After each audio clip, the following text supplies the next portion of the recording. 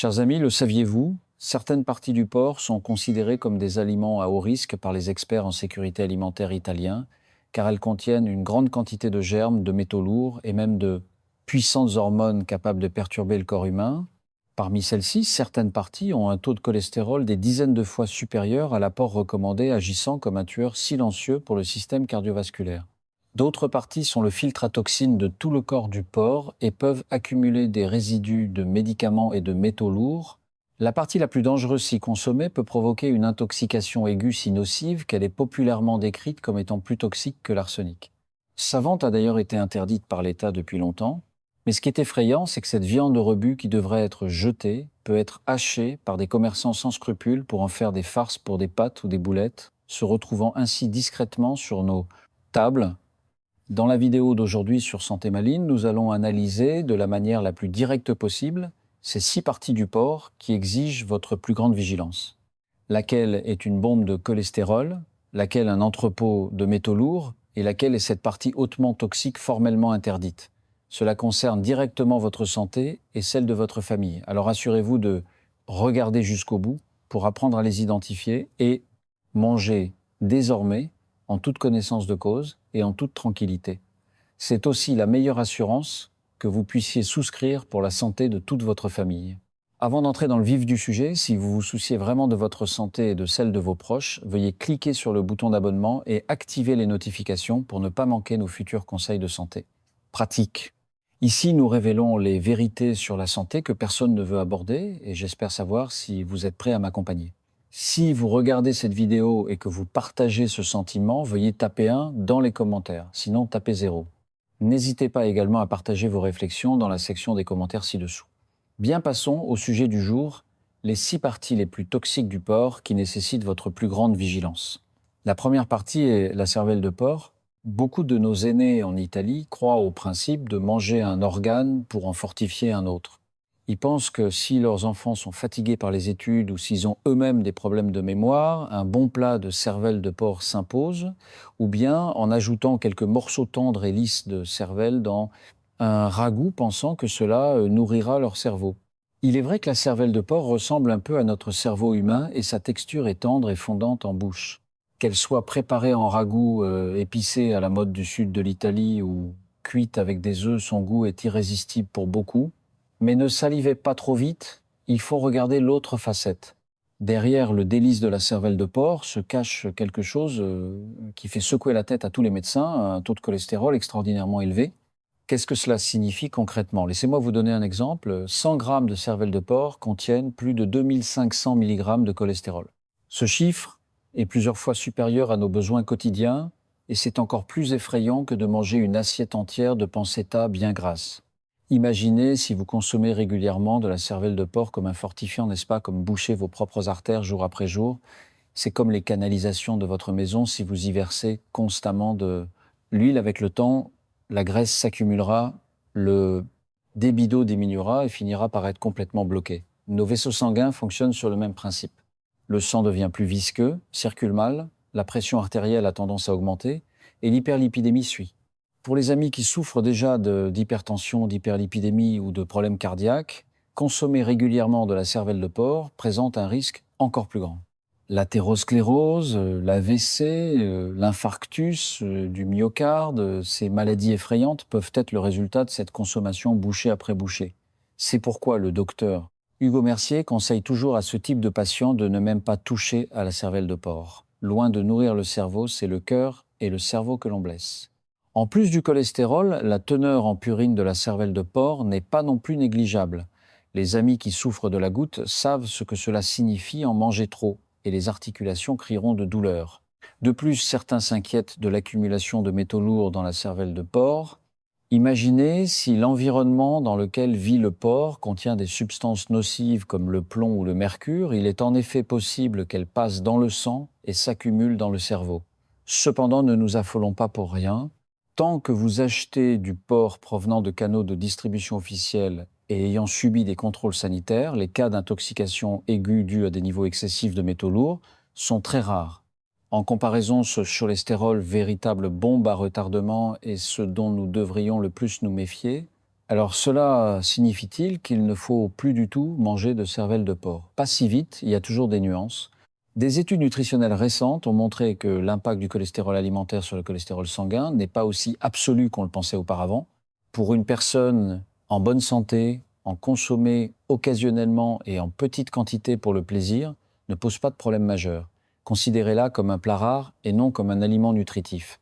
Par exemple, en manger une ou deux fois par mois et à chaque fois juste un ou deux petits morceaux pour en savourer le goût ne constituera pas une grande menace pour la santé. Donc, vouloir devenir plus intelligent en mangeant de la cervelle de porc est probablement une idée vaine. Ce qui est vraiment bon pour le cerveau, c'est une alimentation équilibrée et de bonnes habitudes, pas la croyance aveugle en un seul aliment. La prochaine fois que vous ferez face à ce morceau de cervelle rose et tendre, vous saurez à quoi vous en tenir. C'est délicieux, mais il faut en manger peu.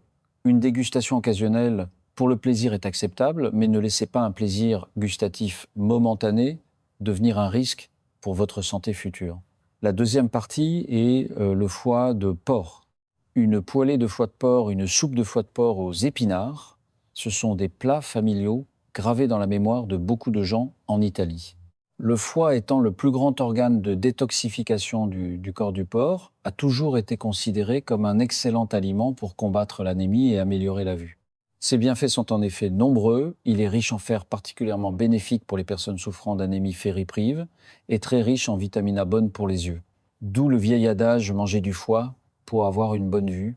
De nombreuses mères préparent une soupe de foie de porc lorsque leurs enfants sont fatigués par l'école ou lorsqu'une jeune maman dans la famille a besoin de reprendre des forces. Vous voyez, le foie de porc est presque une usine à nutriments, mais toute médaille a son revers. L'autre surnom du foie de porc est beaucoup moins flatteur, le camp de concentration des toxines. Y a-t-il une part de vérité là-dedans? Il faut savoir que le foie est l'usine de détoxification du corps de l'animal. Si l'alimentation du porc ou l'eau qu'il boit contient des substances nocives comme des métaux lourds tels que le cadmium et le plomb ou des résidus de médicaments, c'est au foie de les traiter et de les décomposer. Au cours de ce processus, certaines toxines tenaces peuvent en effet s'installer dans le foie au lieu de se répartir dans les muscles du porc. De nombreuses analyses alimentaires ont révélé que la teneur en métaux lourds dans le foie de porc commercialisé est généralement plus élevée que dans la viande maigre.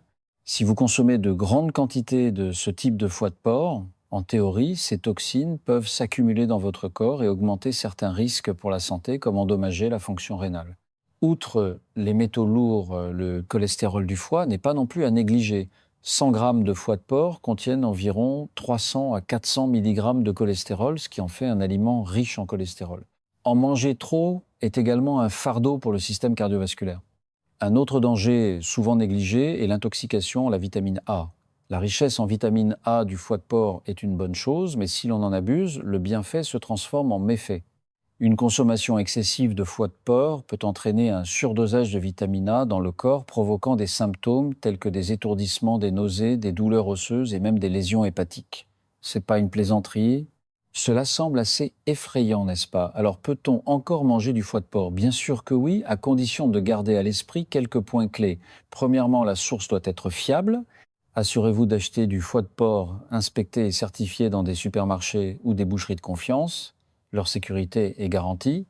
Deuxièmement, contrôlez les portions. N'en mangez pas tous les jours ni une demi-livre à la fois. Pour un adulte en bonne santé, une fois par semaine sans dépasser 100 grammes permet de compléter les nutriments sans prendre de risques excessifs.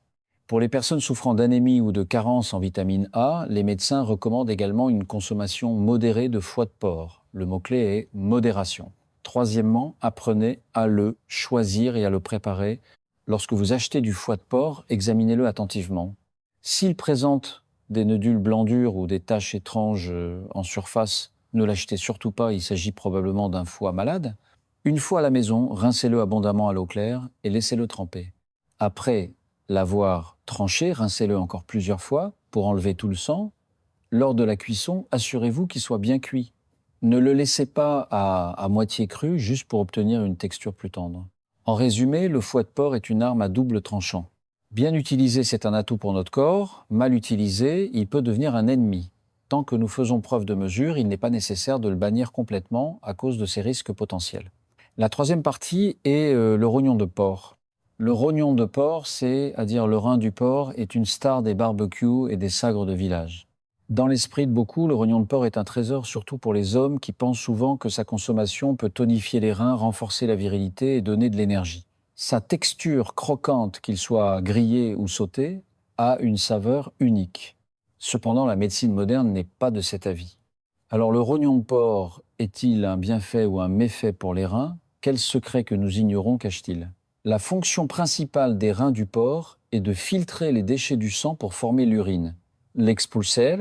Par conséquent, tout comme le foie, ils peuvent devenir un point d'accumulation pour certains métaux lourds, en particulier un élément comme le cadmium.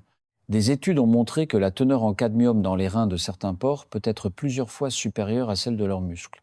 Si une personne consomme à long terme de tels rognons de porc, l'accumulation de cadmium dans son corps peut non seulement endommager les reins, mais aussi affecter la santé reproductive. N'est-ce pas là l'exact opposé de l'effet escompté, où l'on cherche à tonifier les reins et où l'on finit par les abîmer? De plus, la teneur en cholestérol et en purine des rognons de porc n'est pas faible, similaire à celle du foie de porc. Les amis qui doivent contrôler leur cholestérol et leur acide urique devraient également se méfier de ce plat. Cependant, le danger le plus insidieux du rognon de porc ne réside pas dans ce qui précède, mais dans une petite chose souvent négligée, la glande surrénale. Qu'est-ce que la glande surrénale? C'est une petite glande de forme triangulaire, étroitement attachée au sommet du rein du porc. Cette petite chose est une usine de production d'hormones puissantes comme l'adrénaline. Si lors de l'abattage et de la préparation du porc, cette glande surrénale n'est pas correctement retirée et reste sur le rognon, les ennuis commencent, car l'adrénaline est une substance très résistante à la chaleur. Les méthodes de cuisson habituelles, comme la friture ou l'ébullition, ne peuvent pas la détruire. Si vous mangez par inadvertance ce morceau, votre corps subira immédiatement une tempête hormonale. Vous pourriez soudainement sentir votre cœur battre la chamade, votre tension artérielle monter en flèche, avoir des vertiges, des sueurs froides, des nausées, des vomissements et un engourdissement des membres. Ces symptômes apparaissent très rapidement. Pour les personnes souffrant déjà d'hypertension ou de maladie cardiaque, ce choc hormonal soudain est extrêmement dangereux et peut même déclencher un AVC ou un infarctus.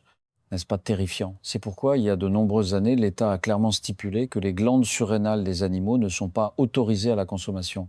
Elles doivent être complètement retirées lors de l'abattage et il est strictement interdit de les mettre sur le marché. Cet organe, tout comme la glande thyroïde dont nous parlerons plus tard, figure sur la liste noire.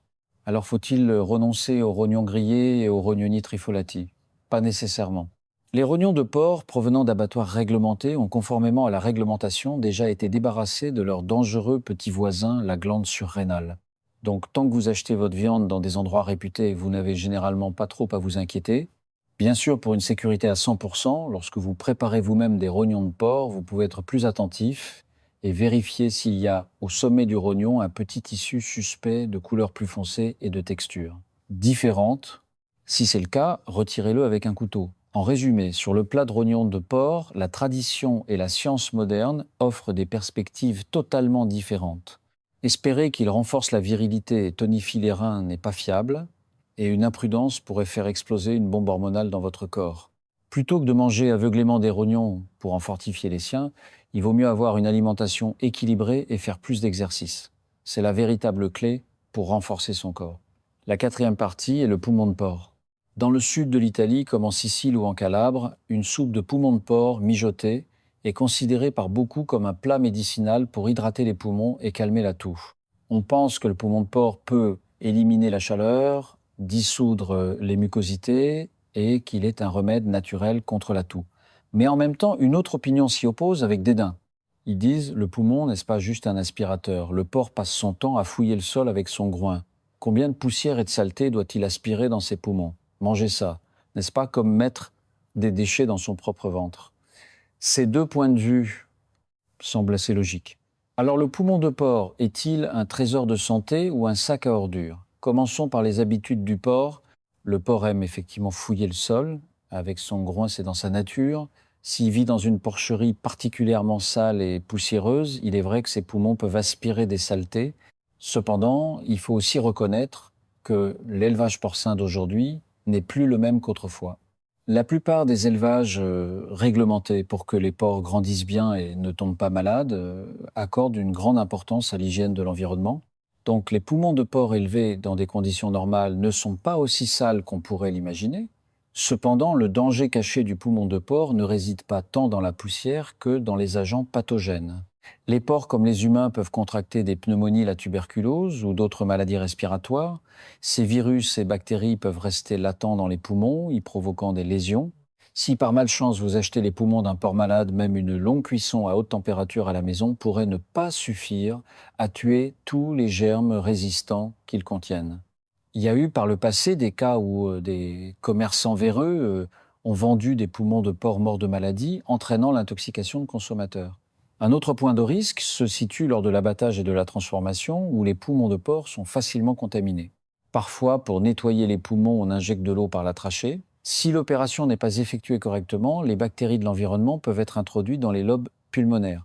Les poumons de porc que nous voyons sur les marchés peuvent paraître propres en surface, mais en réalité, ils peuvent encore contenir beaucoup de sang et d'impuretés à l'intérieur. Donc si vous voulez faire une soupe de poumons de porc à la maison, c'est un travail de titan. Il faut placer la trachée du poumon sous le robinet et rincer et presser à plusieurs reprises pour expulser tout le sang et les saletés des alvéoles jusqu'à ce que le poumon devienne d'un blanc immaculé. Ce processus est extrêmement fastidieux et la moindre négligence peut laisser des risques sanitaires. À ce propos, laissez-moi vous raconter quelque chose d'intéressant. Dans certains pays, la loi a directement pris la décision pour vous. Par exemple, aux États-Unis, par crainte que les poumons d'animaux puissent contenir des résidus nocifs, leur vente pour la consommation humaine est interdite depuis des décennies. Vous voyez donc pourquoi ce plat n'est jamais apparu dans les séries américaines. Ce n'est pas qu'ils n'y connaissent rien, c'est qu'on ne peut vraiment pas en acheter. Bien sûr, dans notre pays, le poumon de porc reste un ingrédient légal et courant. Les gens croient que tant que la source est fiable et la préparation adéquate, on peut le consommer sans crainte. Quant à l'effet hydratant de la soupe de poumon de porc d'un point de vue scientifique, il est probablement dû davantage à l'hydratation apportée par la soupe chaude et à un réconfort psychologique. Le poumon de porc lui-même est principalement composé de protéines. En résumé, le poumon de porc n'est pas aussi effrayant que le dit la rumeur. Le qualifier de sac à poussière est un peu exagéré, mais ce n'est certainement pas un ingrédient que l'on peut acheter et cuisiner à la légère. Si vous aimez particulièrement ce plat, retenez ces 3 points, achetez-le bon, nettoyez-le bien et cuisez-le à fond. Tant que vous respectez ces 3 règles, vous pouvez savourer occasionnellement ce mets traditionnel. La 5e partie est le gros intestin de porc. Le gros intestin de porc, que nous appelons communément les tripes, est vraiment un plat qui suscite autant l'amour que la haine. Ceux qui l'adorent ne peuvent s'empêcher de saliver en pensant à un bon plat de tripa à la romana ou à une poêlée de tripes épicées. Cette texture unique, à la fois moelleuse, caoutchouteuse et parfumée de graisse, est pour eux un délice suprême. Mais ceux qui le craignent non seulement ne le mangent pas, mais froncent les sourcils à la simple odeur particulière. Sans parler de l'obstacle psychologique, de penser à sa fonction dans le corps du porc. Alors peut-on manger du gros intestin en toute confiance ? Il faut être honnête, si le gros intestin de porc n'est pas bien nettoyé, le risque sanitaire est sans doute le plus élevé de toutes les parties. Après tout, c'est le dernier passage pour les résidus alimentaires et les excréments, et il est très probable qu'il abrite toutes sortes de bactéries comme E. coli et des œufs de parasites. Si le nettoyage est fait à la va-vite, ces mauvaises choses peuvent rester sur la paroi intestinale. Si une personne mange ce type de gros intestin mal cuit, au mieux elle aura des vomissements et des diarrhées, au pire elle pourrait être infectée par des parasites qui s'installeront dans son corps. Par conséquent, la préparation du gros intestin de porc est une véritable épreuve de patience et de minutie. Il faut le frotter à plusieurs reprises avec du sel, du vinaigre et de la farine, le retourner de l'intérieur vers l'extérieur pour enlever tout le mucus et les saletés. On peut dire que la qualité et la sécurité d'un plat de tripes dépendent pour moitié de l'étape du nettoyage.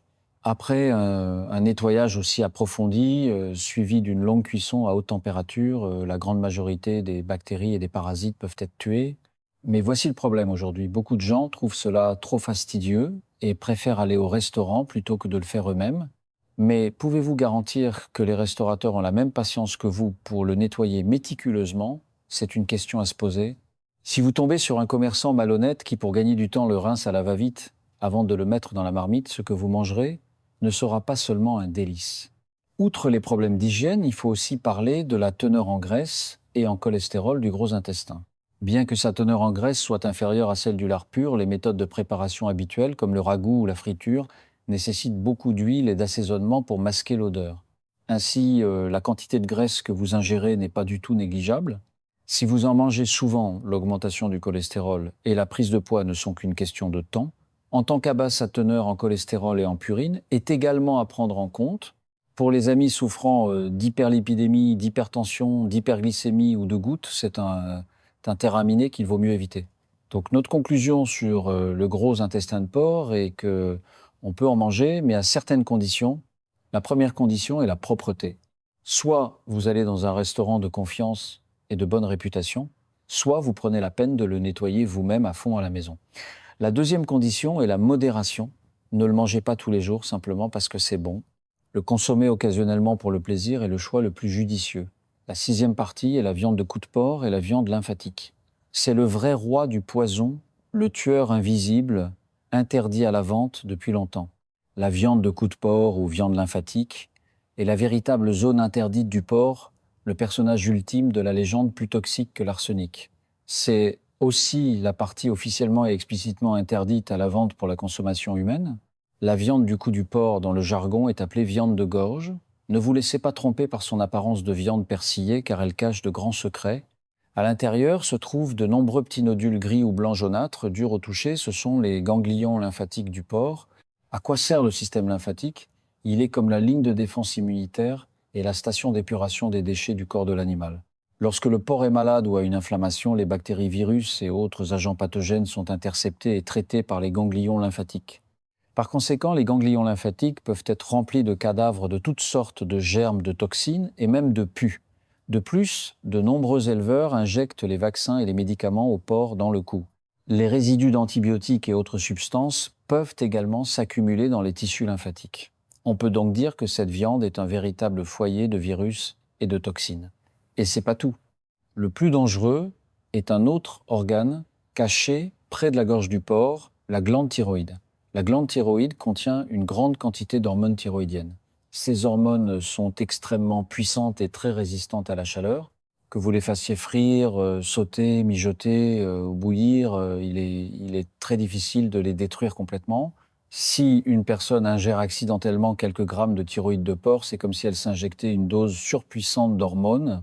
Très vite, elle présentera des symptômes d'intoxication thyroïdienne, le cœur battant, au point de vouloir sortir de la poitrine des maux de tête, de l'insomnie, de l'agitation des sueurs profuses.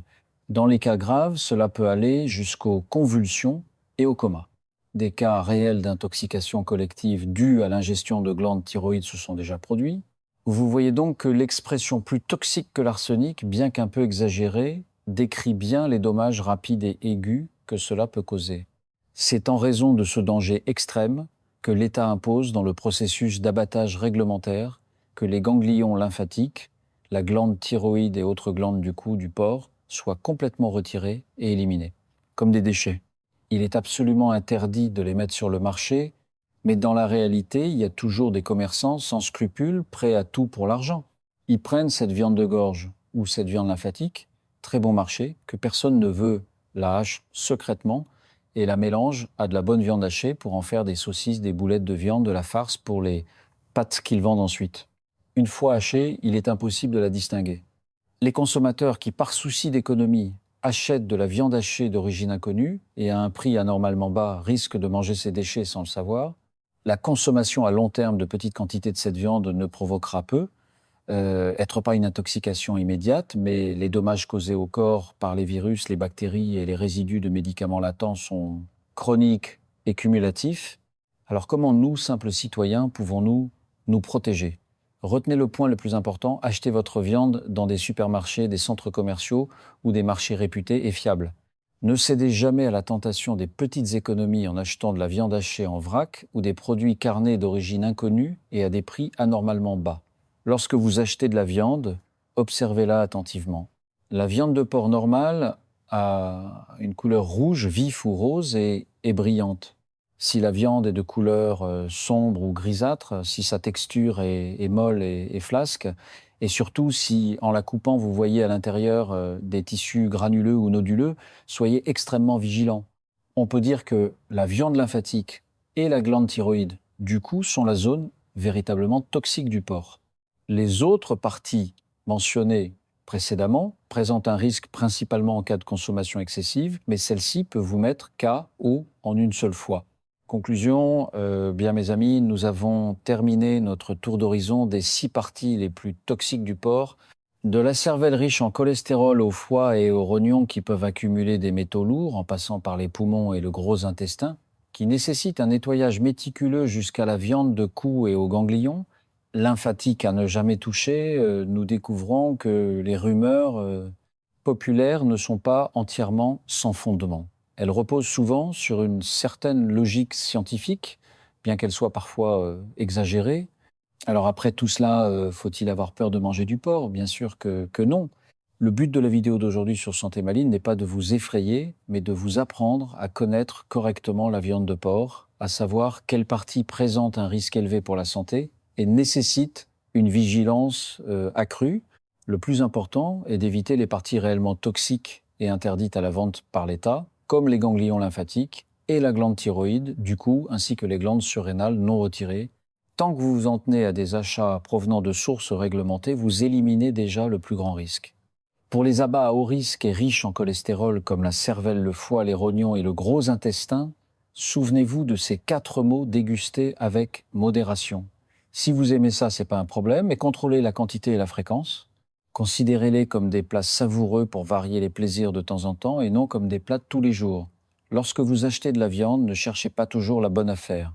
Le dicton « le bon marché coûte cher » est souvent une vérité en matière de sécurité alimentaire. Un prix juste pour une juste qualité. Choisir des viandes qui semblent propres, fraîches et de sources fiables, c'est être responsable de sa propre santé et de celle de sa famille. Nos ancêtres, à une époque où les ressources étaient rares, ont trouvé toutes sortes de façons de transformer chaque partie du porc en un mets délicieux. C'est une forme d'économie et de sagesse.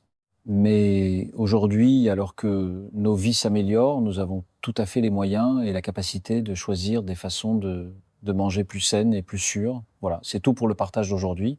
Si vous avez trouvé cette vidéo réellement utile, n'hésitez pas à montrer votre soutien en aimant et en la partageant avec votre famille et vos amis que vous aimez et dont vous vous souciez. Si vous souhaitez continuer à recevoir d'autres conseils de santé pratiques, scientifiquement prouvés et capables de vraiment changer votre vie, abonnez-vous à notre chaîne. On se retrouve dans la prochaine vidéo.